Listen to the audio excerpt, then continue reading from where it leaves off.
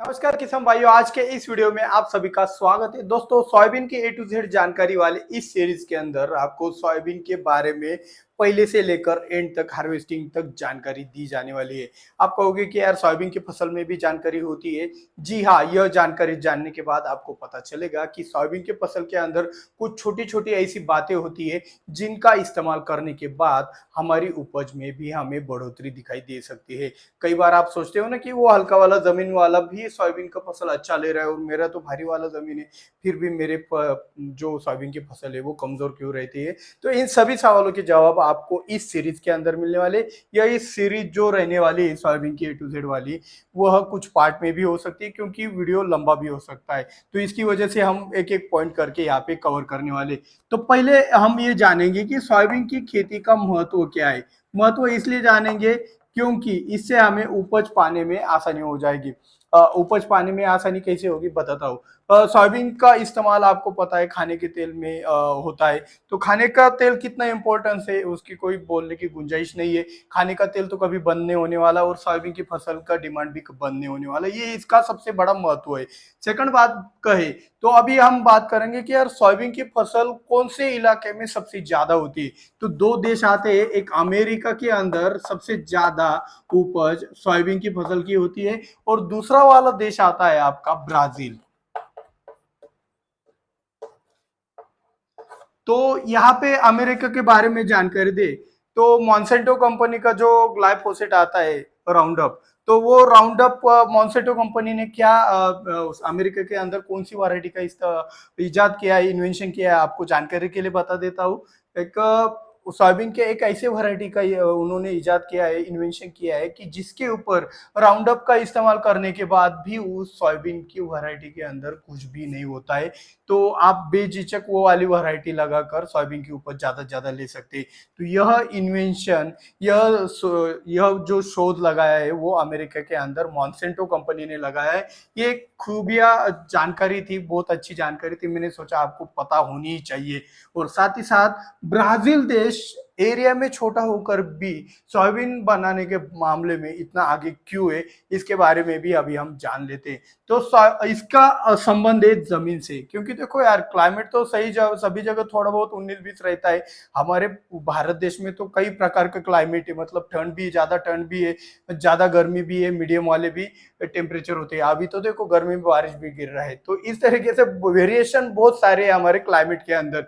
तो क्लाइमेट का चेंज महत्व नहीं रखता है, ज्यादा से ज्यादा महत्व क्या रखता है तो वो रखता है जमीन।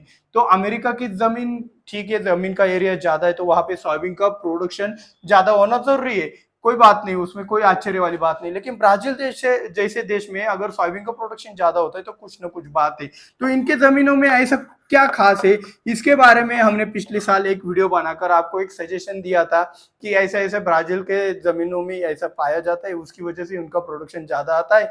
आप भी सोयाबीन के अंदर ये चीजें करिए, आपको रिजल्ट मिल जाएगा। बहुत सारे किसानों ने उस ट्रिक का इस्तेमाल करके अच्छी उपज निकाली। अभी भी वह किसान अगर यह वीडियो देख रहे हैं तो यार कमेंट करना, मतलब इससे क्या होगा, बाकी किसानों को भी पता चले कि ये बात कितना महत्वपूर्ण रहता है। तो यहाँ पे जमीन, ब्राजील के जमीन में हमने रिसर्च किया कि आप देखो, आपको वेबसाइट पे भी डाटा मिल जाएगा, आपको ब्राजील जाने की भी जरूरत नहीं है। तो ब्राजील के जमीनों में एवरेज अगर देखें तो फेरस की मात्रा सबसे ज्यादा पाई जाती है। तो इनके जमीनों में फेरस सबसे ज्यादा पाया जाता है। तो फेरस सबसे ज्यादा पाया जाता है तो इसी की वजह से नेचुरली इनके जमीन में सोयाबीन का प्रोडक्शन ज्यादा होता है। अभी मेरे को एक बात बताओ, ब्राजील के जो भी फार्मर्स है वो क्या इतने टैलेंटेड है कि वो इसराइल से आगे निकल सकते हैं टेक्नोलॉजी के बारे में? तो बिल्कुल भी नहीं। एग्रीकल्चर में तो इसराइल का हाथ कोई नहीं पकड़ सकता।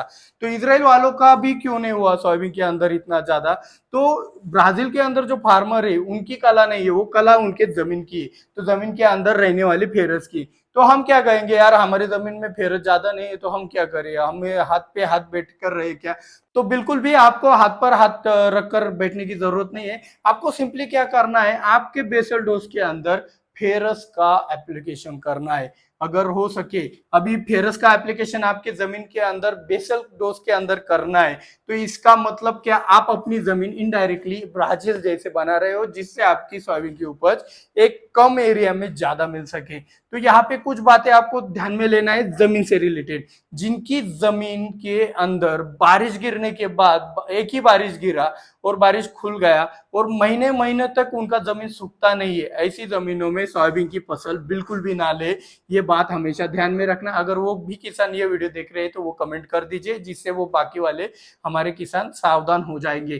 तो ऐसी चिपचिपी वाली, ज्यादा चिपचिपी वाली जमीनों में सोयाबीन की फसल अच्छी नहीं होती, जहाँ पे पानी ज्यादा सोख के रखता है, जहाँ पे वाटर होल्डिंग कैपेसिटी कम है या फिर पोरोसिटी अच्छी है, पोरोसिटी यानी कि वापसा कंडीशन अच्छा आता है, वैसी जमीनों में आपकी सोयाबीन की फसल अच्छी आती है, हल्की वाली जमीनों में अव्वल आती है।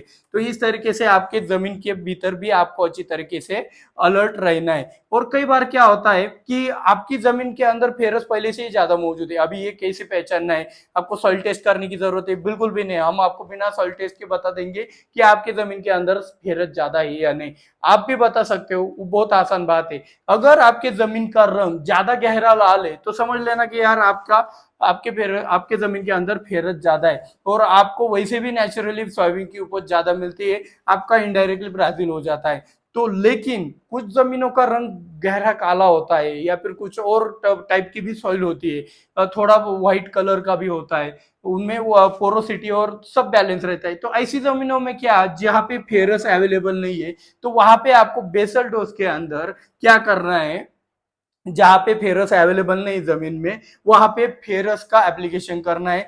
40-40, 50-50 किलो भी डालते हो यार, बहुत सस्ता है, कितना महंगा भी नहीं है। तो 40-50 किलो फेरस सल्फेट का भी एप्लीकेशन बेसल डोज के रूप में भी डाल दिया यार, बहुत अच्छा रिजल्ट मिलेगा। आपको कुछ और चीजें करने की भी जरूरत नहीं पड़ेगी। आप कहोगे यार 40-50 किलो ज्यादा हो गया, आप करके तो देखिए, आपको रिजल्ट मिल जाएगा, बहुत महंगा भी नहीं है ये चीज। और ये बात आपको ध्यान में रखना है कि वो क्रिस्टल वाला नहीं लेना है आपको, क्रिस्टल वाला का रिजल्ट बिल्कुल भी नहीं है, जो खड़े वाला आता है उसका रिजल्ट नहीं है आपका। सिंपली मैग्नीशियम सल्फेट जैसा वो जो क्रिस्टल आता है बारीक बारीक वाला पीले रंग का, उसके रिजल्ट फेरस सल्फेट के बहुत अच्छे आते हैं। ये बात आपको अच्छी तरीके से ध्यान में रखनी है। अभी दूसरे वाले किसान बोलेंगे यार मेरे जमीन में तो पहले से नेचुरली फेरस अवेलेबल है, तो यार मेरे को क्या जरूरत है ये फेरस इस्तेमाल करने की? तो आपको बिल्कुल भी जरूरत नहीं, क्योंकि नेचुरली आपके जमीन में फेरस पहले से ही ज्यादा मौजूद है। तो आप जैसी जमीनों में जहां पे फेरस पहले से ज्यादा मौजूद है, जमीन में गहरा लाल रंग है, तो ऐसी सिचुएशन में आपको क्या करना है, आपको सिंगल सुपर फॉस्फेट का ही इस्तेमाल करना है। ये भी नहीं करना चाहते हो तो यार मत करो, कोई टेंशन वाली बात नहीं, आपके जमीन में यही काम करने वाला है। तो एक बात ध्यान में रखना, अगर आपके जमीन में फेरस की कमी है तो यार आपकी सोयाबीन की फसल कम आ सकती है, और आपकी जमीन में फेरस बहुत ज्यादा है तो यार सोयाबीन आपका अव्वल आ सकता है। ये बात मेरी ध्यान में रख लेना, पिछले साल भी ऐसे ही बताया था, इस साल भी ऐसे ही बता रहा हूँ, इस साल भी करके देखना, आपको जरूर रिजल्ट मिल जाएंगे। तो जमीन और बेसल डोज के बारे में हो गया। तो क्लाइमेट के बारे में बात करते हैं। तो क्लाइमेट, अभी बात करें तो सोयाबीन के फसल के अंदर ज्यादा बारिश भी अच्छी नहीं होती और कम बारिश भी अच्छी नहीं होती, यानी कि सूखा भी अच्छा नहीं रहता है और ज्यादा बारिश भी अच्छी नहीं रहती। तो ऐसे सिचुएशन में आपको मीडियम टाइप की बारिश अच्छी रहती है। तो आप कहोगे कि यार बारिश तो हमारे हाथ में नहीं है, तो आपके हाथ में जमीन है। इसलिए मैंने पहले कहा था कि यार आपके जमीन में वापसा कंडीशन जल्दी आता होगा, water holding capacity medium level का होगा, तो ज्यादा बारिश भी हो गई तो वो एक दिनों के लिए आपका वाटर लॉगिंग कंडीशन रहेगा और बाद में वो अच्छी तरीके से हो जाएगा। इसीलिए आपकी जमीन के अंदर वापसा कंडीशन होना अच्छी जरूरत है, क्यों जरूरत है। बाकी अगर आप ज्यादा वाटर होल्डिंग कैपेसिटी वाले जमीन के अंदर सोयाबीन की फसल करते हो और वहां पे अगर आपको सोयाबीन की फसल सक्सेस करनी है, तो बारिश आपके एरिया में ना के बराबर है या फिर बहुत कम गिरती हो, तो ऐसी सिचुएशन में आप वो हाई वाटर होल्डिंग कैपेसिटी वाली जमीन में सोयाबीन की फसल कर सकते हो और अच्छी उपज पा सकते हो। लेकिन उसके लिए कंडीशन है, हाई वाटर होल्डिंग कैपेसिटी होगी आपकी जमीन की तो आपको बारिश की कमी चाहिए, थोड़ी मीडियम से भी कम बारिश अगर आपके एरिया में होती होगी तो ऐसी जमीनों में सोयाबीन की फसल सक्सेस हो सकती है।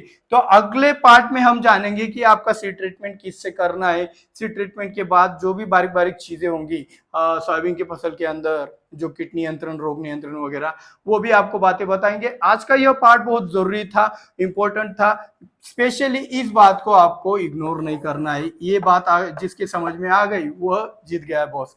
तो अगर आपको ये जानकारी पसंद आई होगी, वीडियो को लाइक करें, चैनल को सब्सक्राइब नहीं किया सब्सक्राइब कर लो, वरना दूसरा वाला पार्ट आप मिस कर जाओगे।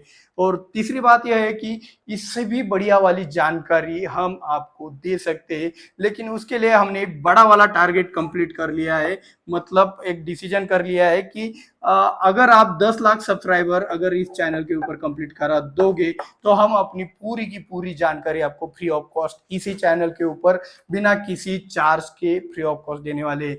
तो समझ लो, आपका ये टारगेट कंप्लीट करने को लग जाओ, ज्यादा से ज्यादा शेयर करें, अच्छी जानकारी लगे तो यार इतने यहाँ तक देख रहे हो मतलब अच्छी जानकारी है, तो प्लीज शेयर कीजिए। अगर आप भी शेयर करोगे बाकियों की तरह तो जो दिन 1 महीने बाद आने वाला है वो आज ही आ जाएगा और आपको वो वाली अच्छी वाली जानकारी जरूर मिल जाएगी। तो मिलते हैं अगले वीडियो में। जय जवान जय किसान।